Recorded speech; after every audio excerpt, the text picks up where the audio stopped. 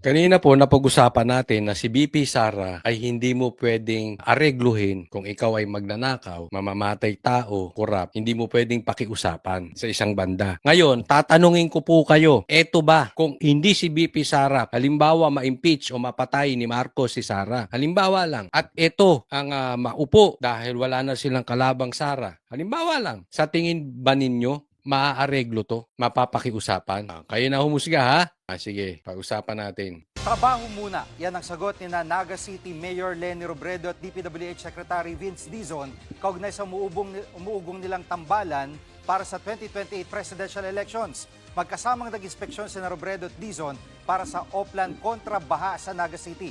Lalong umugong ang Leni-Vince tandem nang may magpaskil ng ilang poster ng dalawa sa Cebu. Tandem naman kami ngayon.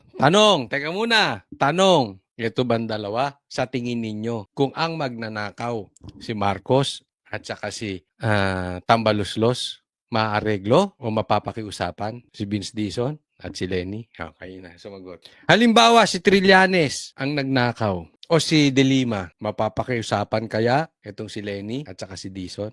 Bigyan ko pa kayo isang gandang halimbawa. Isang malaking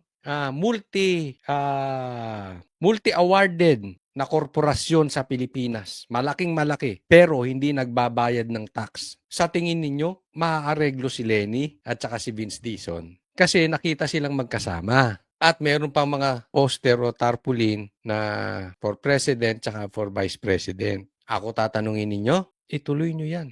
Ituloy nyong tumakbo kayong parehas nang mapahiya na kayo. Na once and for all, yung pinklawan, mailagay na natin sa inodoro. Ang titigas ng mukha. Sa totoo lang, nakakainis na sila.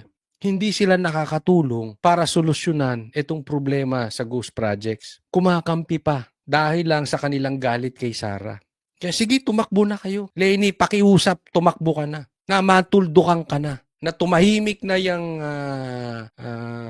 kulto mo. Siguro naman pag natalo ka ulit, aaminin nyo na. Tapos na kayong pinklawan. Ikaw, isa ka pa, Dizon. Wala ka rin kwenta. Tumakbo ka na. Wala ka rin namang nagagawang. Kita mo yung Ilocos ni hindi mo mapuntahan, ni wala kang masabing masama. Andyan daw ang nakawan. Andyan ang ghost projects. Tapos pagsasamahin to. Eto, pag pinagsama mo itong dalawa, it shows that you are really desperate. Na talagang wala nang gustong matindi-tinding kumalabang kay Sara. Puro latak na eh. Pero alam nyo kung anong pahiwatig nito? Bongbong Marcos is desperately courting Leni. Aminin natin, kahit tayong mga DDS, alam natin, hindi mananalo si Leni. Pero alam natin, si Leni ang pinakamalakas na pwedeng lumaban kay Sara. Una, babae sa babae, tapos andyan ang pink, although kakaunti na sila, pero meron pa rin silang grupo. Tapos pag pinondohan ng pera ni Bongbong Marcos ng gobyerno, may pakinabang. So, kita mo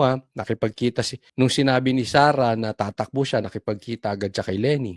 Ngayon naman si Vince Dizon na alam natin na isang protector ni Bongbong Marcos, obviously, that is public knowledge, pinuntahan naman para tingnan yung naga. So talagang agresibo na silang nililigawan si Leni dahil si Leni ay tumanggi na. So syempre, they have to do their part. Kung hindi, sa kulungan sila pupulutin. So lahat ng pupwedeng gawin, gagawin nila para tumakbo si Leni.